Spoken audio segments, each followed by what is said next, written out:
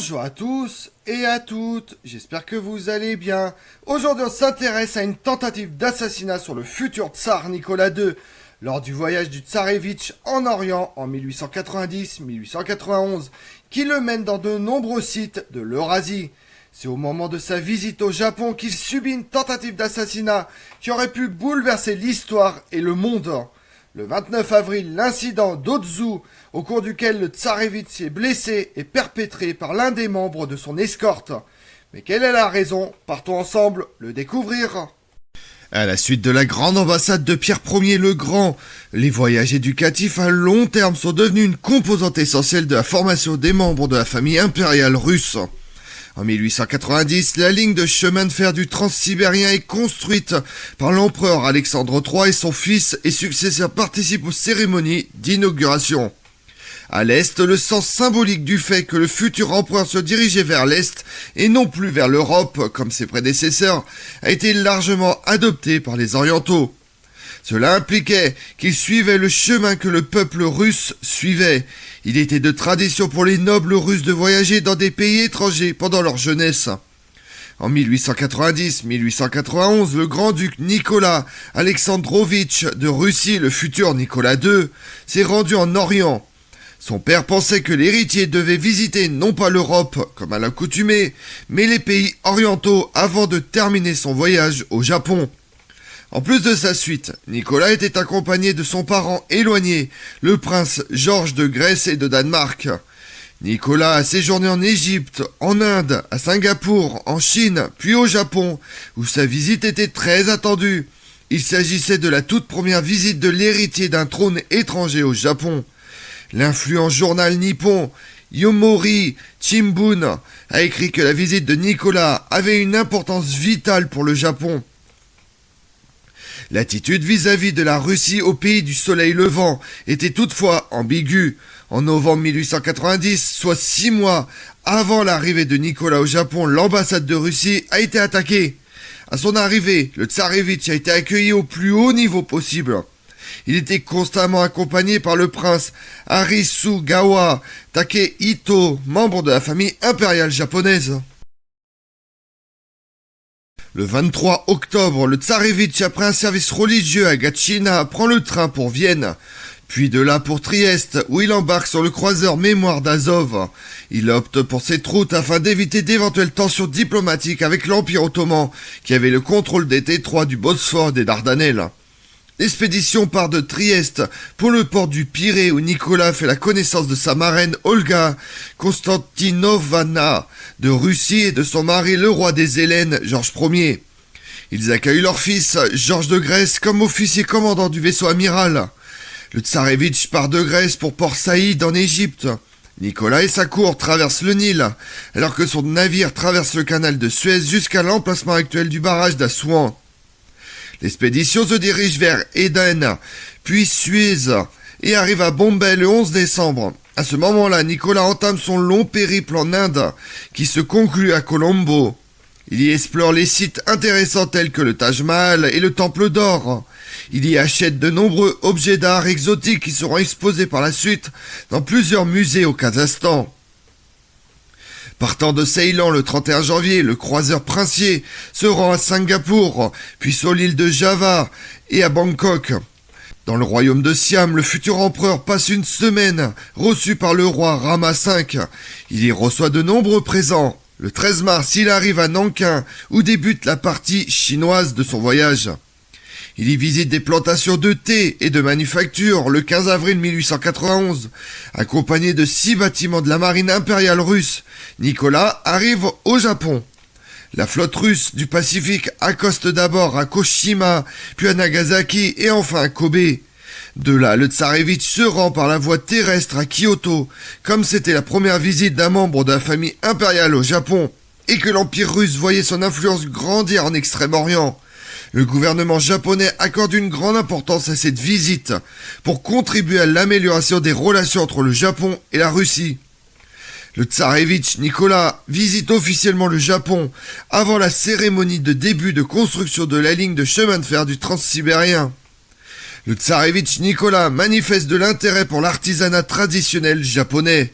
Et à Nagasaki, il se fait tatouer un dragon oriental noir aux cornes jaunes, aux pattes vertes et au ventre rouge sur l'avant-bras. Suivant ainsi la mode qui s'est répandue dans la seconde moitié du 19e siècle dans les milieux de l'aristocratie anglaise.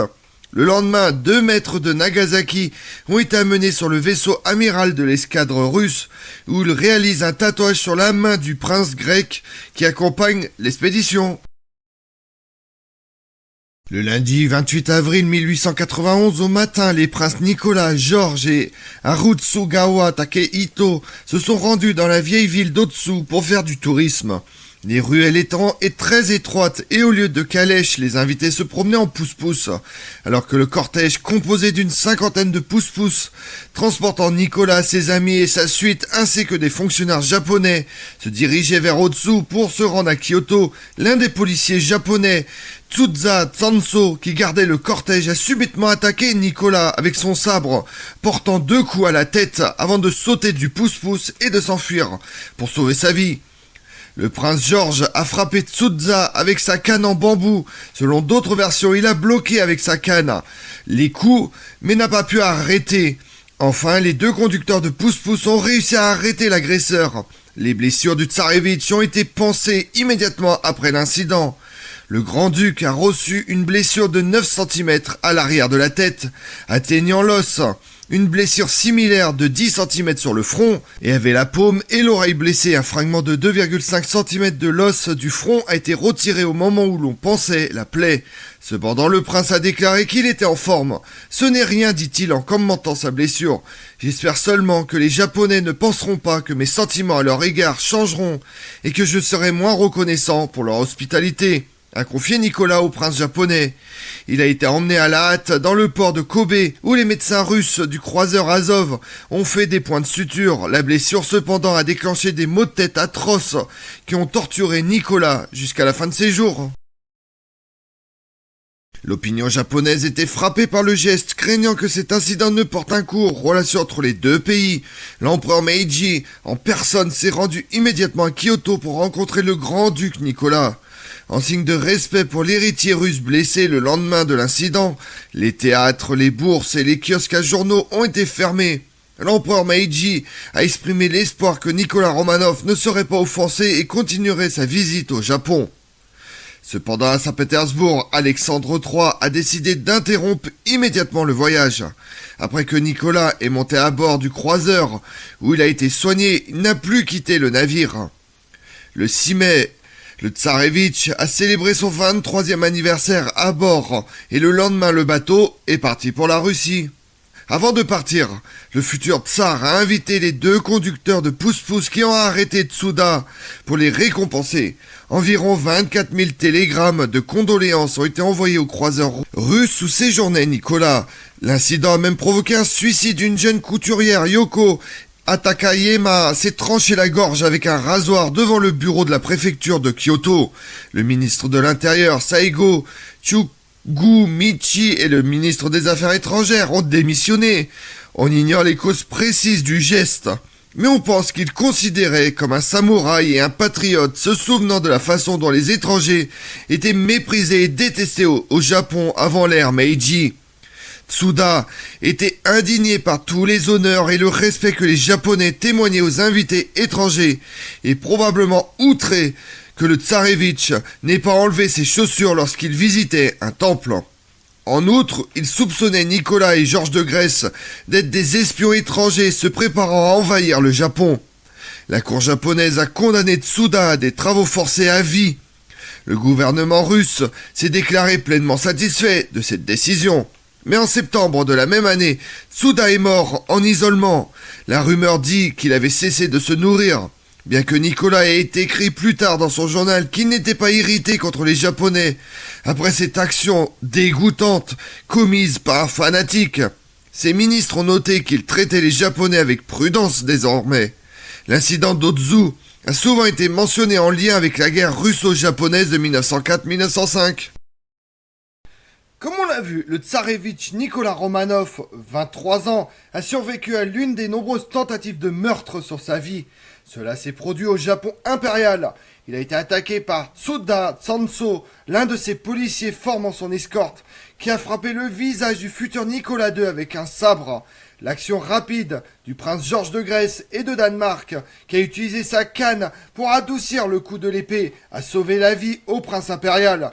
Tsuda s'est enfui, mais 2 conducteurs de pousse-pousse l'ont poursuivi et l'ont plaqué au sol.